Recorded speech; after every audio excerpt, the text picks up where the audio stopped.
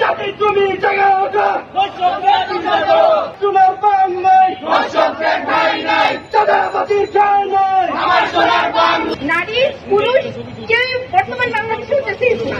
আর আইন শৃঙ্খলা বাহিনী এভাবে হচ্ছে তাদের দায়িত্ব এড়াচ্ছে, এটা বলে যে হচ্ছে আপনারা নিজেদের সেফটি নিজেরা দেখেন। তাহলে আপনারা কিসের জন্য আসছেন? আইন শৃঙ্খলা বাহিনী তাহলে আমাদের আপনারা কিসের জন্য আছেন যদি আপনারা আমাদের সেফটি না দিতে পারেন? পুলিশ বাহিনীর কাছে একটা প্রশ্ন রাখতে চাই যে তাদের মনে কি এখনো ভয়, বা তারা কি থানাতে ফিরেছে? যদি তারা থানাতে ফিরেই থাকে তাহলে এখনো আমরা রাতে কেন নিরাপদ না? এখনো আমরা কেন আমাদের জানের জীবনের সংসঙ্গে রাস্তায় বেরোতে হচ্ছে?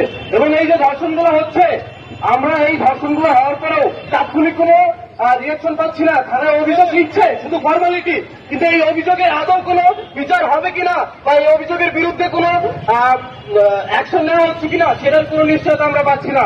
এই যে পুলিশ বাহিনী এখন রাস্তা ফাঁকা দেখছি, তাদের টহল কেন নেই? তাদের কি থাকা উচিত না? তারা আগে থানায় থাকতে ভয় পেত, তারা থানা ছেড়ে দিয়ে চলে গেছিল। তারা আন্দোলনের পরে তাদেরকে আমরা ট্রাফিক সামলাইছি, তারা ট্রাফিকে ছিল না, তারা থানায় ছিল না, কোথাও ছিল না। এখন তারা থানাতে ফিরে এসেছে, কিন্তু তাদের কি থানার যে কাজ, তাদের যে দায়িত্ব আইন শৃঙ্খলা যে রক্ষা করা, সেটা কি তারা করছে? আমি জায়গায় উঠো, দর্শকদের বিচার করো।